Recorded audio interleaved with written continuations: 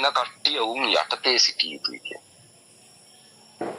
පසුවට එන කට්ටිය උන් යටතේ සිටිය යුතුයි කියලා හිතනවා. ඒක එහෙම වෙන්නේ නැහැ කියලා සමහරක් වොයිස් මන් දාලා තියෙනවා. ඒත් අයගනම් දේශනා කරන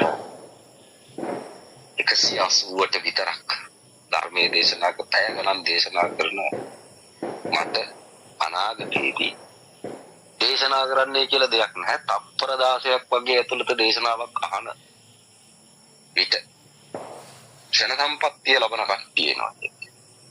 ක්ෂණ සම්පත්තිය. ක්ෂණයේ අද්විතීය භාවය. ක්ෂණයේ නිර්මාණය. ඇසිටිය ගහලා අරනවත් එක්කම තියෙන ක්ෂණයේ නිර්මාණය. දකින්න කට්ටිය එනවා කියලා කියනවා. ඒත්තර අද නෑ ඒ කට්ටිය වර්ණ කට්ටිය හිතනවා. එහෙම කට්ටිය ආවත් ඉතින් අපේ යටට එපා එන්නේ. මුලින් ඉන්න කට්ටිය හිතනවා එහෙම ආවත් ඉතින් අපේ යටට එපා එන්නේ. සියලු දෙනා අරමුණු කළ යුතු වෙන්නේ මහ බෝධිසත්වය මිසක් තවත් කෙනෙකුගේ යටක් නෙවෙයි.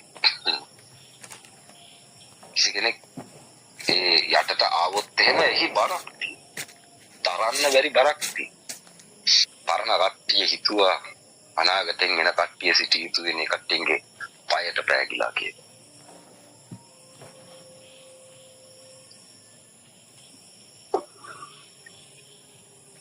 පයට පෑගිලා ඉන්නව නම් මේ මහ බෝධිසත්වගේ පයට පෑගිලා ඉන්න මිසක් වෙන පැති වලට පෑගිලා ඉන්න ඕනේ නැහැ කියලා ඒ කට්ටිය දැනගෙන හිටියේ නැහැ. සද්ධාව තියෙනව නම් සියලු දෙනා ගරු කරගන්න. එදා හිටපු එහෙකටවත් සද්ධාව නැහැ. එකෙකුට නැහැ. අල්ප මාත්‍රයකට සද්ධාවක් ගෑවිලා නැහැ. මම බුද්ධ විෂය විග්‍රහ කරනවා. පරණ කට්ටිය හිතුවා අනාගතෙන් එන කට්ටිය සිටිය යුතු වෙන කට්ටියගේ පයට පෑගිලා කියලා.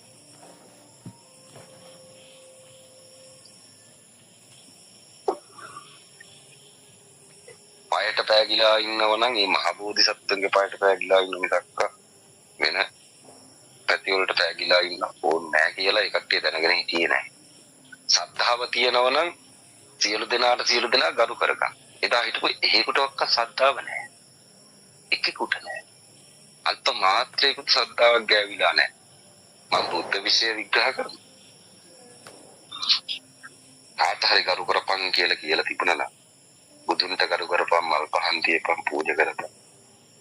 කියලා පෙන්නලා තිබුණා නම් ඒ පුරුදු කරන සද්ධාවේ මූලහරය කට්ටියන්ට හොයාගන්න බැරුව වෙන කොහෙද දන්නේ උන්වහන්සේ පහළ වෙලා. අපිට හම්බ වෙන්නම ප්‍රතිමාවෙන්. ජේසු හිටියනම් වඳිනවා කියලා කියන මිනිස්සුන්ට ජේසු නැති වෙයි. හිටියනම් වඳිනවා. ජේසු ඉන්න වෙලාවෙ ජේසුට නමස්කාර කරගන්න බැරිද? හිටියනම් වඳිනවා. හිටියනම් කසපාරවල් ගහන්න දෙන්නේ නැතුව අති කසපාරවල් ගස්සව ගන්න. හිටියනම් අර කුරුසේ ඇදගෙන යන්න දෙන්නේ නැතුව අපි ඒක ඇදගෙන යනවා. හිටියනම් ජේසුට ජේසු වෙන්නේ දෙන්නේ නැතුව අපි ජේසු වෙන්නේ. අන්න එහෙම ප්‍රශ්නයක් තියෙන ඉන්න. ඒ ගුටික නින්දා අපහාස දැනු ඝාතනයට ලක්වීම සියල්ල දරාගත යුතු වෙන්නේ දේව පුත්‍රයා මිසක් දේව පුත්‍රයට සද්ධා සම්පන්න වෙන අය නෙවෙයි.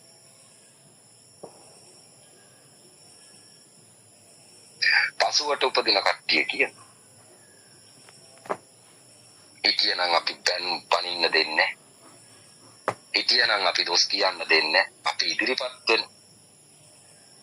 අපි කුමන හෝ ක්‍රියාමාර්ගයක් ගන්නවා. ඒ වෙනුවෙන්ම කැප වෙන. අනාගතේ දරුවෝ පහළ වෙලා කියන්නේ අද ජේසුට එන ගහන මිනිස්සු. හිටියනම් උන්ට ගහනවයි යන කියලා කියන කට්ටිය පහළ වෙන්නේ පස්සට වෙන්නේ. ඒ වගේම මෙතනත් එහෙම. නමුත් මේ සියල්ල මේ යුග පෙරලෙන විදිහට පෙරලී වෙනව නැත්තම් මේ කන පිට ගැහුනේ කොහොමද කියලා ප්‍රශ්නයක්. මේ යුගය කන පිට ගැහෙන්නේ කොහොමද කියලා අනාගතේ දැනගන්නේ නැත්තම් මේ යුගය කන පිට මං ගහන්නේ නැති. ගැහුණෝ විදිහ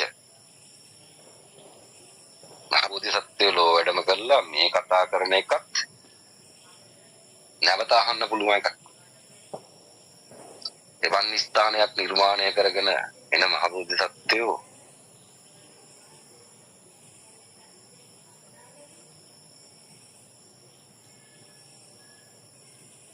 කට්ටියන්ට ඇන ගහන්න තියන්නේ නැති.